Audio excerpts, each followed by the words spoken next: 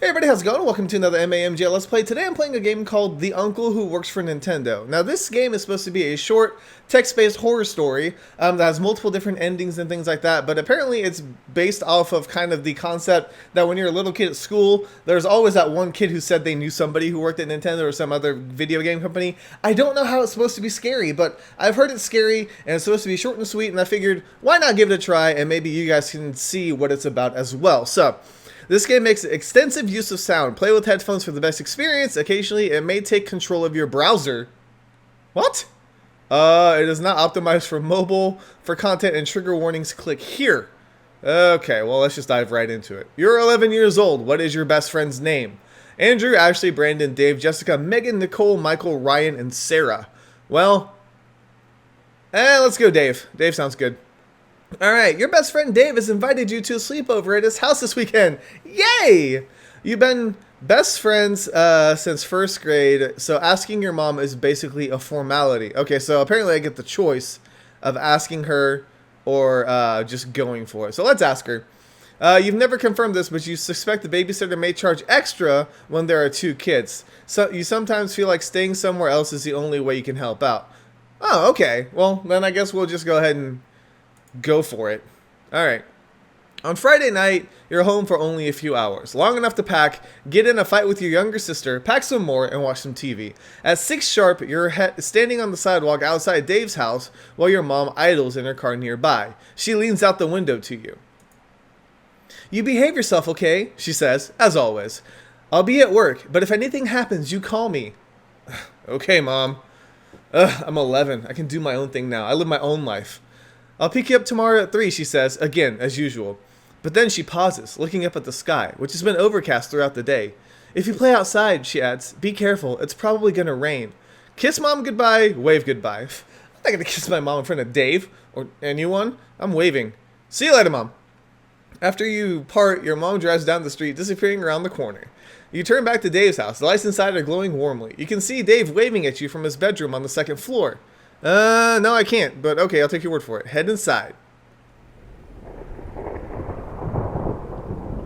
Oh, okay, we got some sound going now. It is 6 p.m. Dave's mom meets you just inside. Hello, she says. Dinner will be ready in just a few minutes, but you can drop stuff off in the den. You and Dave are camping out there tonight. We're camping in the den? Cool, okay, nod and go to the den. Let's be excited. Cool. Yeah, that's great. You drop your sleeping and overnight bags in the corner of the den and then pause to take a look around.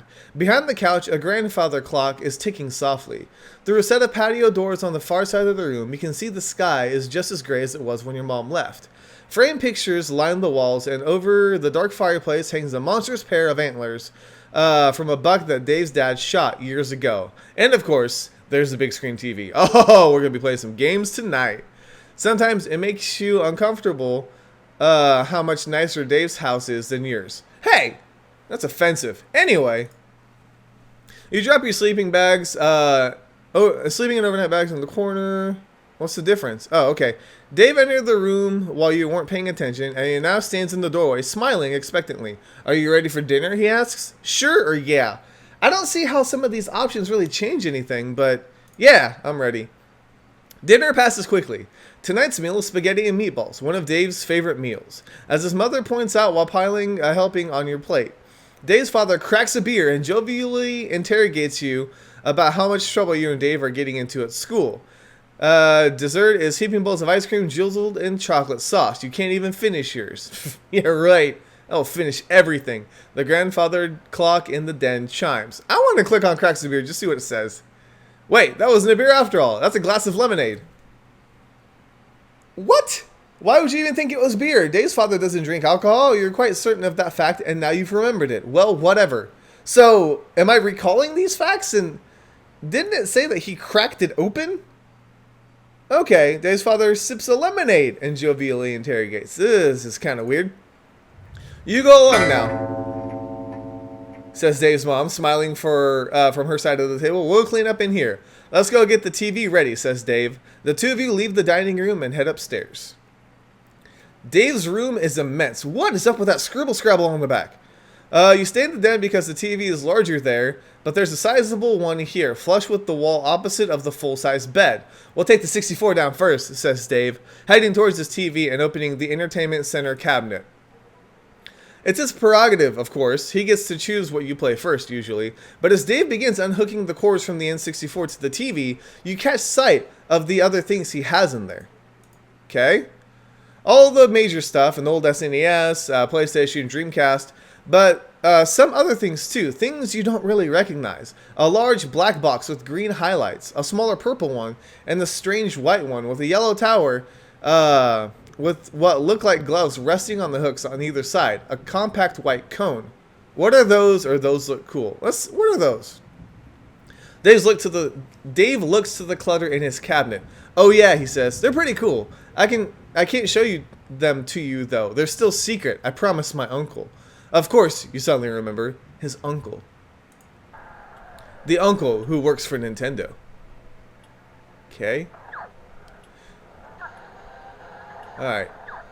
Oh, that's so weird. You can hear the game. Okay, in the corner, the grandfather clock is ticking softly. Through a nearby set of patio doors, you can see it's getting quite dark. Framed pictures line the wall. Dave is parked in front of a large TV playing something on the Nintendo 64. I talk to Dave, watch him play, go to the bathroom, go to the kitchen. Think about Dave's uncle. Well, that's kind of... Okay, it's 7 o'clock. Walk around the perimeter of the den, inspecting the pictures idly. Most of them are family portraits from years past. Dave cradled lovingly between his mother and father, or any one of the three on their own. A happy, tidy family. Sure, let's look for pictures of Dave's uncle. You can't find any, not one. The only pictures here are Dave and his parents. You don't know why that makes you feel uneasy. Time passes. Okay. Talk to Dave? Let's talk to him about games. You have a rather one-sided conversation about whether RPGs on the PlayStation are better than old SNES ones. Another hour passes. Clock chimes. You are in the den. Okay. Why is it talking about the passing of time? Let's go to the bathroom. You head to the bathroom down the hall from the den. There's a shower, a linen closet, and a toilet. Ugh. What's up with this art style? Shower. The shower's pristinely clean. Are you done here? Okay.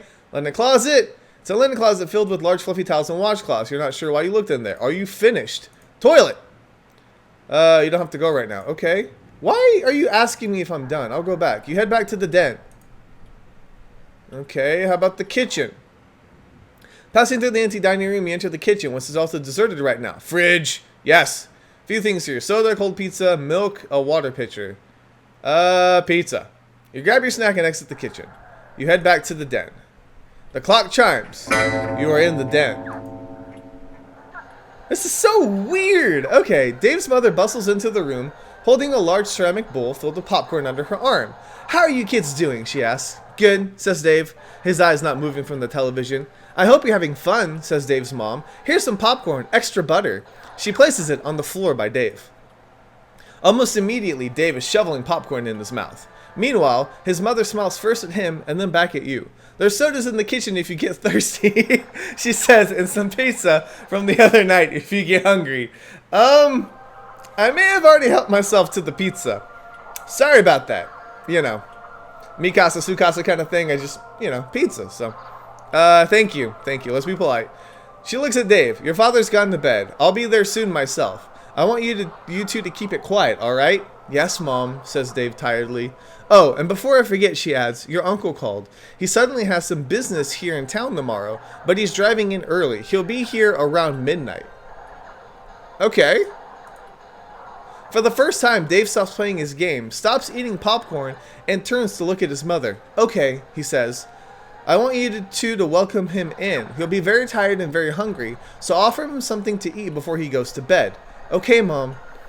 Good night, kids. And with that, she's gone. Okay. So he's coming at midnight.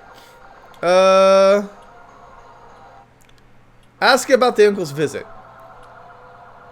Your uncle stays with you when he visits? Yeah, Dave says nonchalantly. He lives pretty far away, so he just drops by. Isn't that a little weird?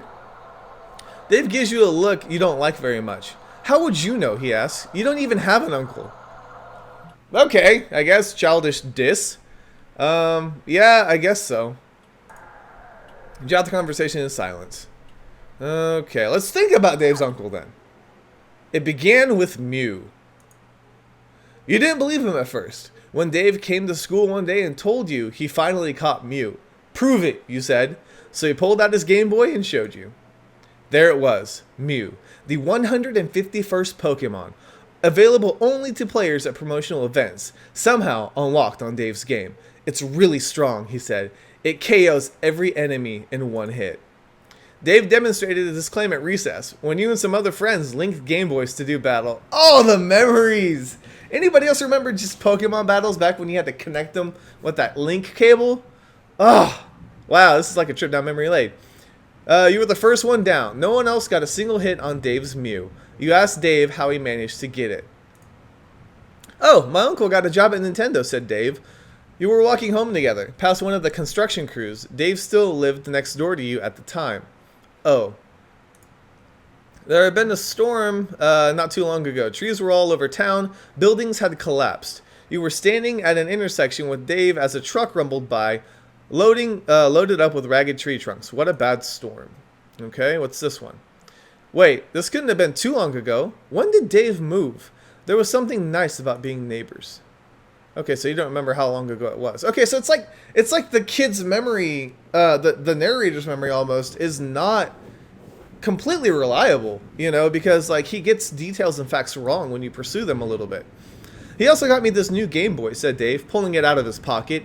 You hadn't noticed it earlier, but yes, Dave had a sleek new Game Boy Color. Until today, he had one of the old ones, a big gray brick like yours. Whatever, they had the Game Boy Pockets, alright? Don't even test me on my Nintendo knowledge. This one's a special edition, said Dave. Isn't it cool? Well, I guess I have to agree. You snap out of your reflections. Alright. Oh, it hasn't changed. Remember your own Mew. Oh god, yes. You got your own Mew eventually. Another friend had a Game Shark, which you borrowed one day. I had that friend too. I had that one friend who had a Game Shark, and we tried to find Mew. I know I'm going off topic, but we tried to find Mew, and you can't find him, like, legitimately, obviously, but we were, like, pushing trucks with strength that you weren't supposed to push and all that kind of stuff. It was good times. You spent that entire night unlocking every Pokemon you couldn't obtain in your copy of the game, or you hadn't traded for, including Mew. It didn't one-hit KO most enemies. It was incredibly weak, and you shamefully cheated the game further to make it strong enough. It even looked different from Dave's. You asked him why. It looked different? Well, you get a shiny? They didn't have shinies back then. Your Mew was small, even cute, standing there with its round, cheerful eyes. But when Dave's had wiped out everyone's at school, it looked completely different, compact, snarling, fierce. Okay. You asked him why. What? He said. That had been here in the den. Oh, that thing. It had been a while since anyone talked about Pokemon. Well, my uncle got me a special edition Mew, first of all, he said, smirking a little, but not looking away from the PlayStation game he was playing. That's why mine looked different. Second of all, mine can one-hit KO because it's the real Mew. Weird? Dave had moved by then. But how long was that after the first storm, after he got Mew? You can't remember. I mean the real Mew. You asked what he meant by that. Just what I said, Dave replied. You cheated and got a fake Mew, so of course, there'd be problems, glitches and junk. You felt your cheeks redden. But not me, Dave said again. I got the real Mew, and only me. My brother was so jealous. Dave's brother. What about him? Why does remembering that comment make you feel uneasy? You snap out of your reflections. The clock chimes. You are in the den. It begins raining outside. Okay, I don't know what time it is yet. It's supposed to be coming at, I guess we'll watch Dave play. Dave invites you over to play a game of Mario Kart. Dave wins every round pretty easily, and you start to feel like this was a mistake. He is just too competitive and, frankly, a lot better than you. Good game, he says, smirking. Good game. GG. Ready to try again? Dave asks. Let's switch it up, you say. You've been playing for a while. The clock chimes. You are in the den.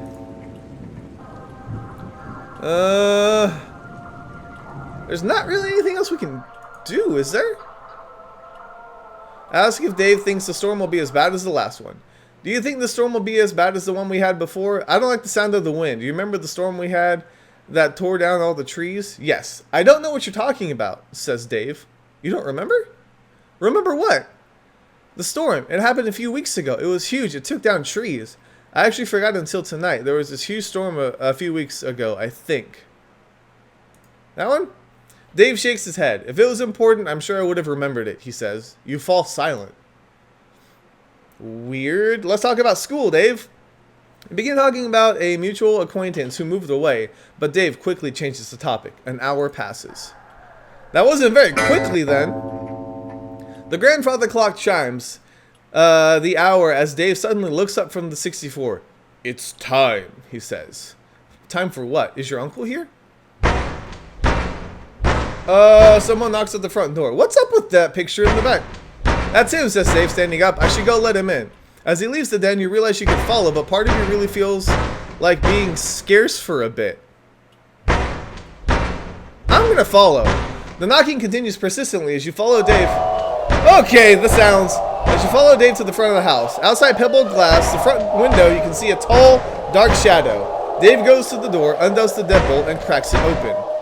You can come in, he says to whoever stands out on the porch. Then he looks over his shoulder at you. Sorry, he says. Before you can ask what he's sorry about, the door slams open. What? Hello, child. Come closer, child. No more worries, child. I am hungry, child. No more worries, child. Hello, child.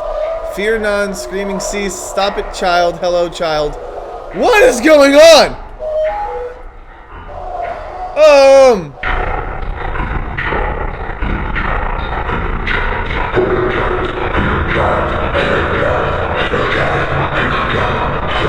Okay. Undefined error. What is this? The uncle who works for Nintendo. Okay. Wow. That was crazy. Really, really creepy. I'm going to leave this video right here because that was a lot longer than I thought it was going to be. Obviously, there's 5 endings here, 4 of them which are locked. I may try it again if you guys like it or not. It was very, very atmospheric and really, really good. I think with the headphones, it really does mess with you. I was worried that there was going to be some jump scares or something like that, but nothing like that in here, at least not with this ending. Let me know what you guys think. If you want me to try the other endings or try to find out the other requirements for the endings, I can definitely try that. But I just wanted to do something a little bit different, short and sweet. Let me know what you guys think. Thank you so much for watching, and I'll see you guys in the next MAMJ Let's Play.